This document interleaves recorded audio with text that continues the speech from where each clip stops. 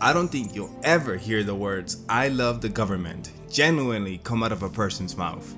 I mean, just look at what's going on in the world. They're eating the pets. When it comes to taxes, it seems like the federal government is just out to screw us. The Christian doctrine in government contracting is a legal way to screw you, the small business owner.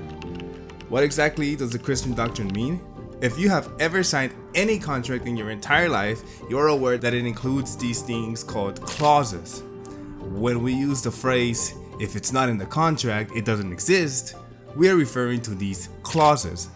If anything is not expressed in writing, then you shouldn't be legally bound to it.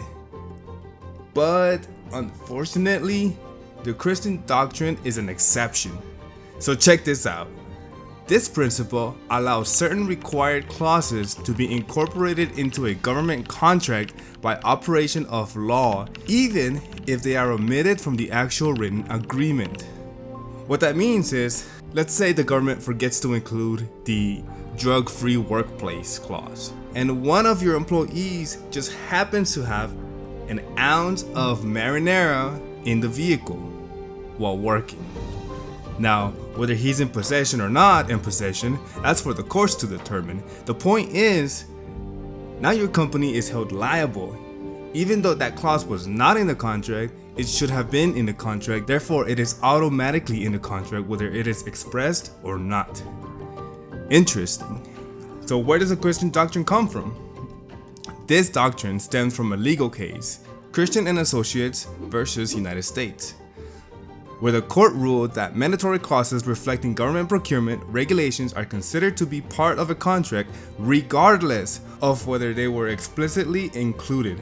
These clauses typically involve regulations of significant public policy, such as those that ensure compliance with legal requirements, promote fairness, or protect government interests.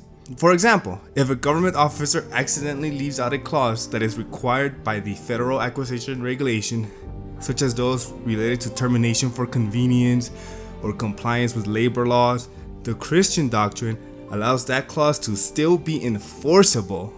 The rationale behind this doctrine is that certain provisions are so fundamental to government contracting that they should be automatically included to ensure legal compliance and uniformity across all contracts.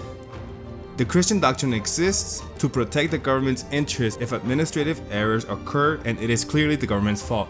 You, as the contractor, must be aware that even if your contract doesn't explicitly mention certain clauses, you may still be held accountable to comply with these provisions because of the Christian doctrine. This is why you have to familiarize yourself with the FAR and other relevant regulations, as these requirements may be applied to their contracts regardless of omission.